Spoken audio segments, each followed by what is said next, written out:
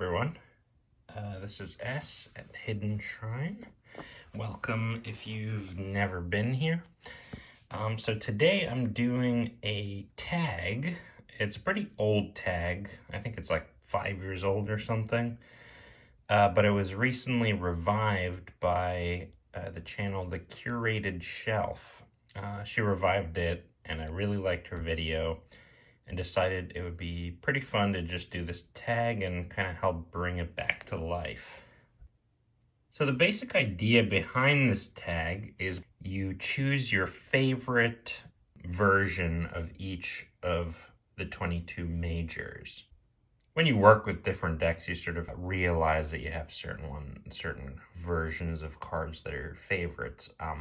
But I hadn't really thought about all of them. You know, I have a couple where I'm like, well, it's like the Star card in general, and the High Priestess in general, and the Tower in general. Those are some of my favorite cards. And then I have versions of those cards that I really like. But I hadn't thought about my favorite of each of the 22, so it was pretty fun to kind of go through my decks and try to come up with my favorite of each. All right, so the first card, since we started 0, I'm gonna put these aside. This is all of them here. The first card I have is the Fool, and this one is from the Pharos Tarot. Quite large, as you can see, and this, I actually trimmed the bottom off of this one. But this is by Mylene, who also did the Tabula Mundi, and what's her first deck? I think the Rosetta Tarot. I don't have that one, but I have the Tabula Mundi. And I just love this Fool card. So this is the Fool as Phanes, who is sort of a primordial Orphic deity related to Dionysus Zagreus. Here you can see sort of the ears, which, like the ass ears, which, you know, appeared on the Fool costumes later on. And you have all the possibilities. So he's coming out of the egg, which the winged serpent, I guess, impregnated or whatever. And in the bag, he's got all the possibilities, you know, which the Fool represents, sort of all possibilities. That's my first favorite. Okay, my next favorite is the Magician by Waite-Smith. So this is from Waite-Smith's tarot. It's another Majors only deck. She just re-released it, but I have the 2010 version here, which went out of print, and but I have a video on this Majors only deck, actually. But I really just love her art style, and a couple of her cards from this deck almost made into this video, but this one definitely is my favorite Magician. I just love the composition and sort of the energy coming out. She's holding the staff. You see the sword, the pentacle, the cups, and all these other images of, I guess, creation and life. And yeah, it's just sort of like visually really beautiful and kind of fun and lighthearted. And I just really enjoy that. Okay, then we have the High Priestess. And for the High Priestess, this, as I mentioned, is one of my favorite cards, just period. So I had a lot of versions to choose from for this, a lot of versions that I really like, but I have to go with the Smith Waite. I just love Pixie's version of this. This is such a strong sort of mystical image for me. This is one of the first cards that I really looked at and like felt big connection to. I don't know, you can't really beat this card in a lot of ways. Although I will say that I really like the Carnival at the End of the World and the Terra Volatile versions of this card as well. Okay, next. Okay, next. Yet another yet another Majors Only deck.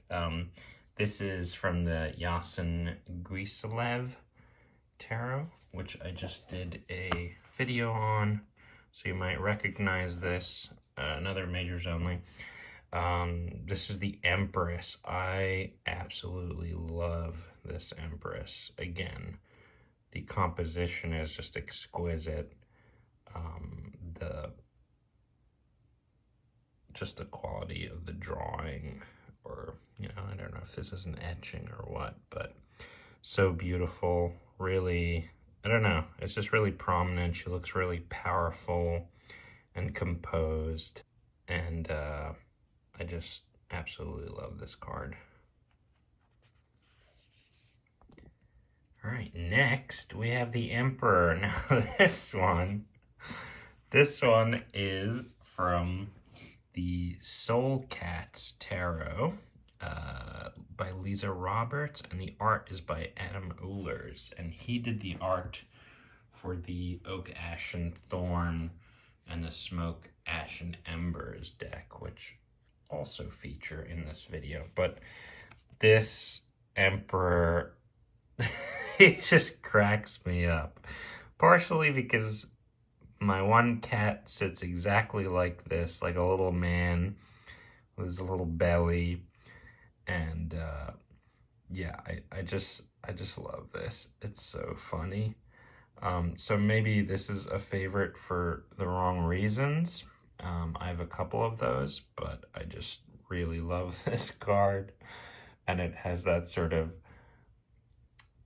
I don't know, like, he's relaxed in his power. Maybe, you know, you could say he's possibly abusing it.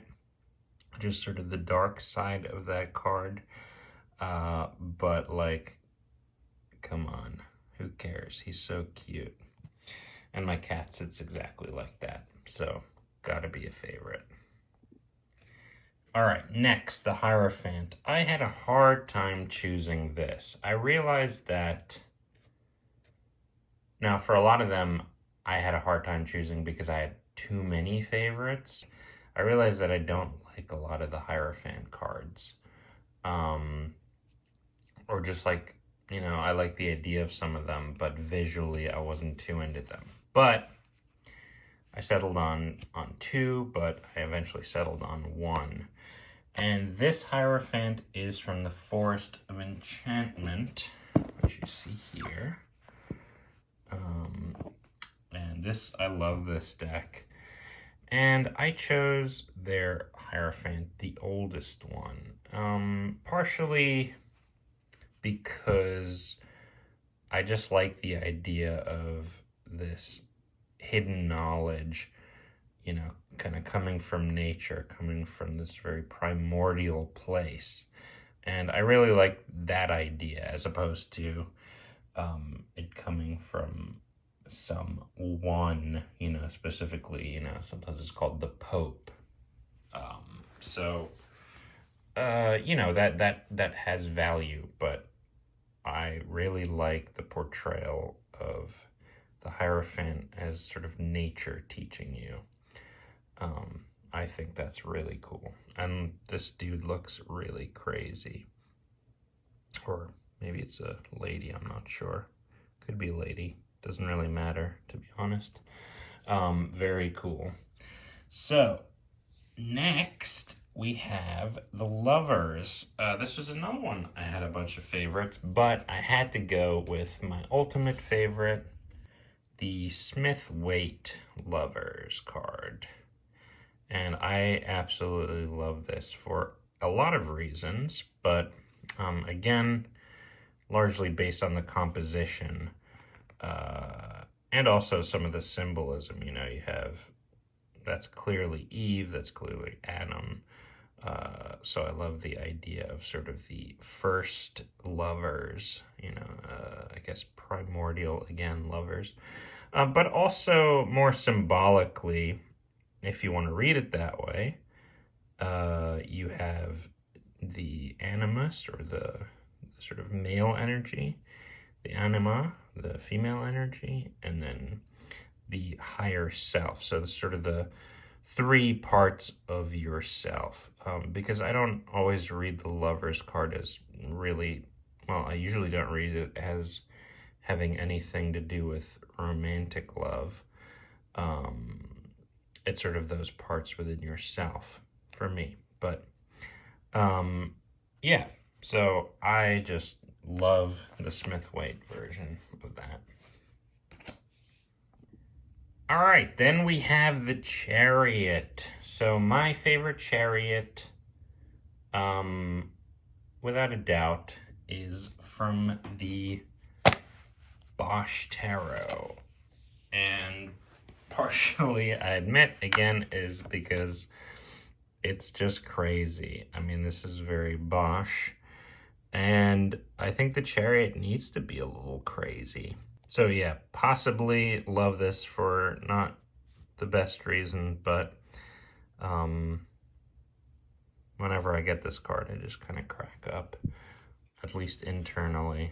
It's just very amusing, and it feels accurate to me, to the card. Okay. Next, we have Strength, and this is definitely my favorite Strength card, and this is from the Oak, Ash, and Thorn, which I will show you here. Okay, obviously I love badgers, but I love just how calm and serene the badger looks in spite of all this craziness going on around him. He has his paws gently on the snake that is unable to harm him, and there's all this chaos going on around as well. And the badger just stays calm through the whole thing.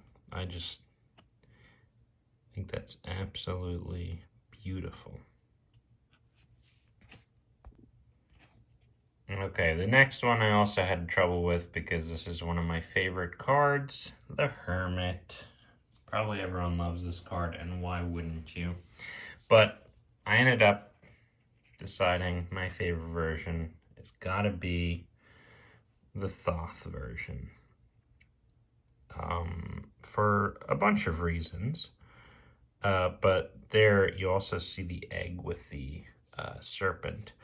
But more importantly, Cerberus is over here, and the hermit is retreating. You know, he's sort of going deep within himself, but he's bringing this light with him. And the way the light just kind of breaks and bounces around is so, so cool. I mean, that's essentially the main reason this card just blows me away.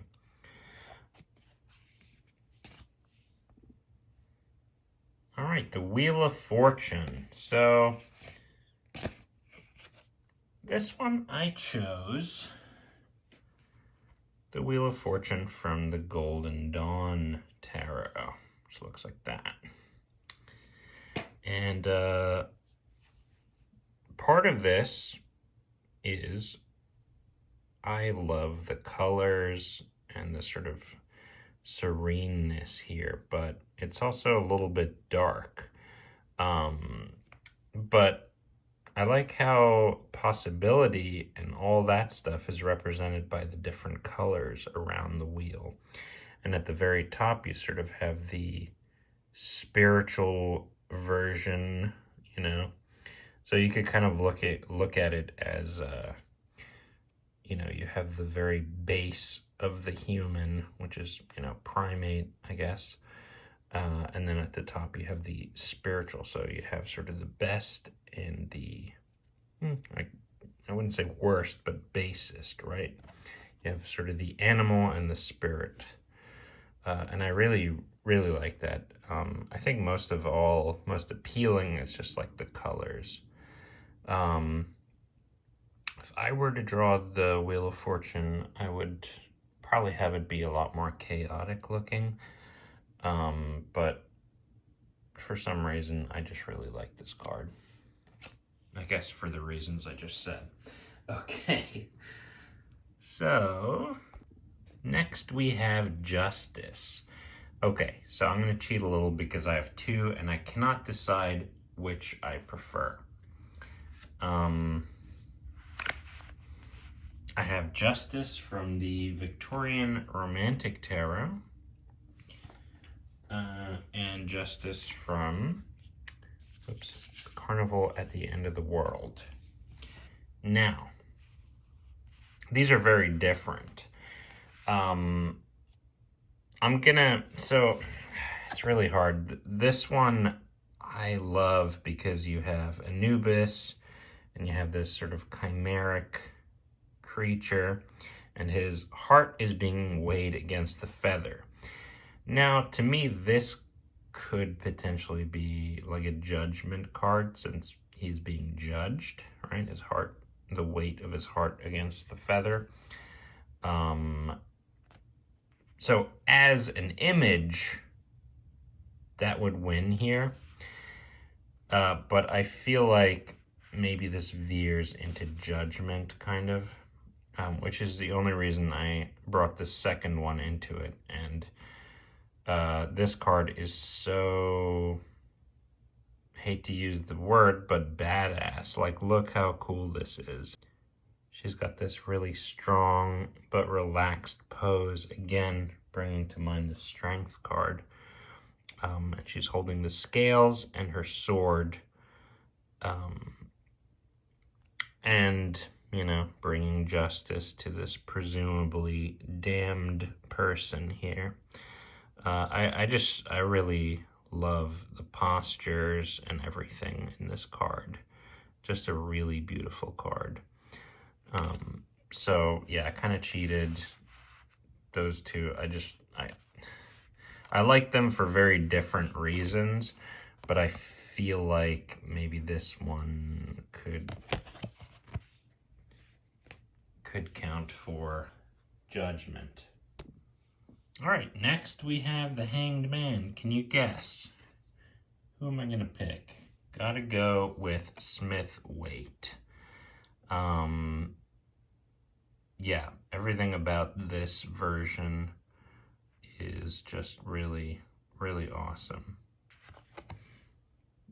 Yeah, this is sort of just the quintessential Hanged Man. And can't really say I prefer any other version of it.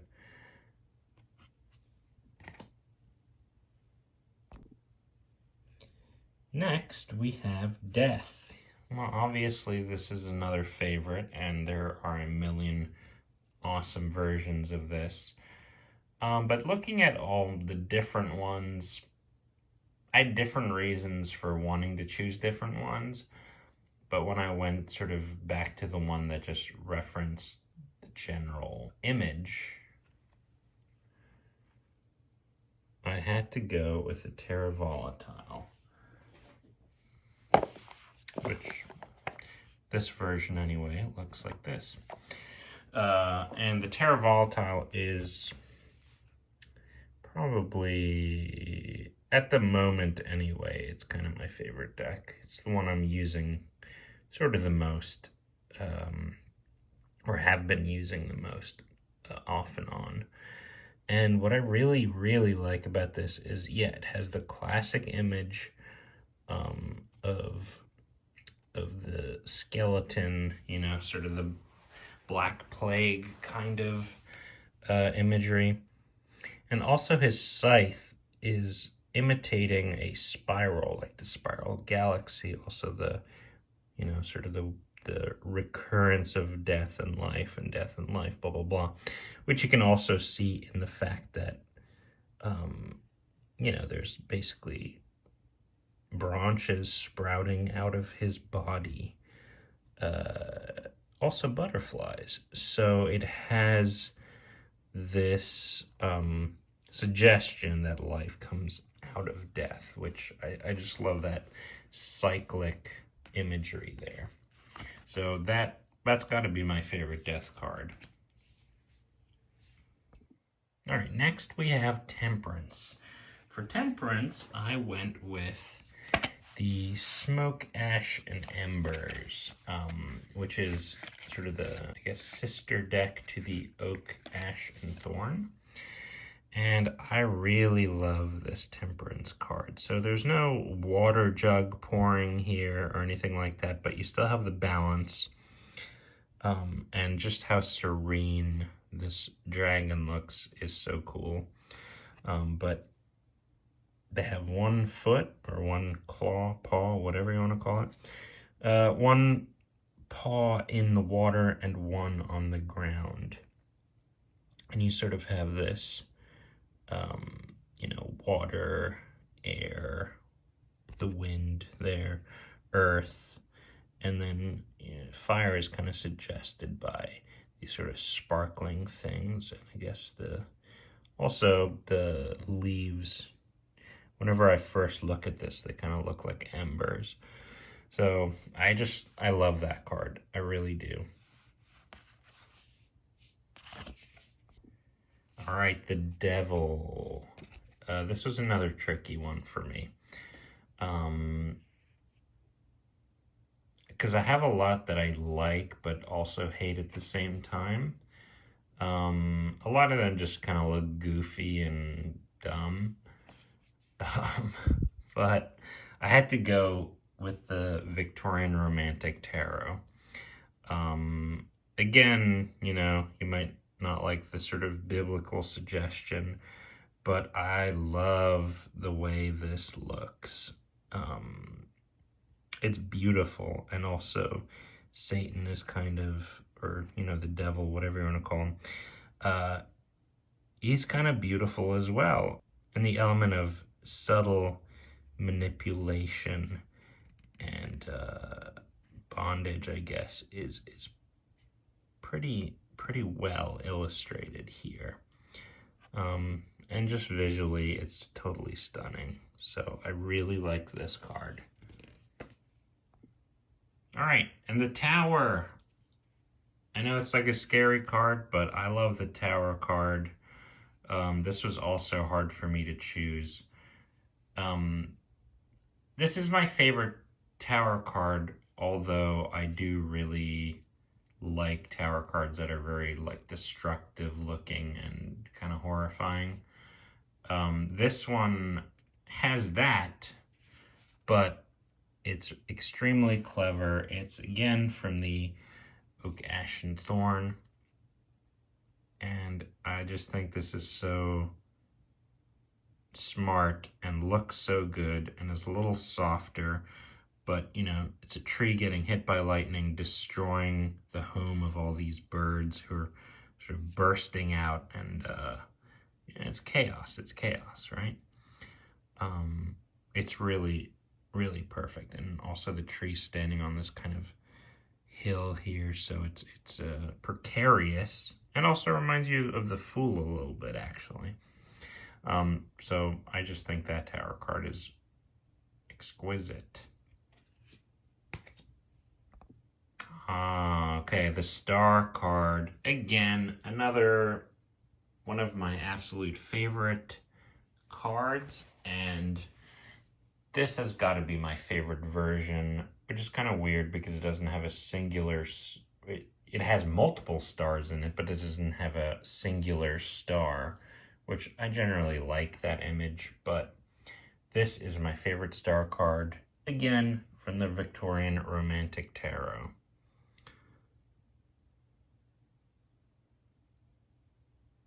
I don't even really want to comment. It's just so beautiful.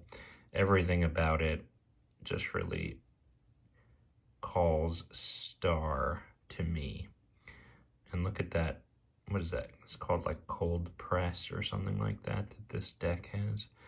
Yeah, this card is the reason I bought this deck, and I don't regret it at all.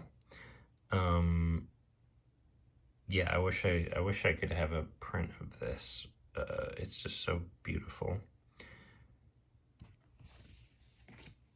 Okay, and then we have the Moon. I had to go with the Terra Volatile's Moon. I love this. It has all the classic imagery, but it's just so well done.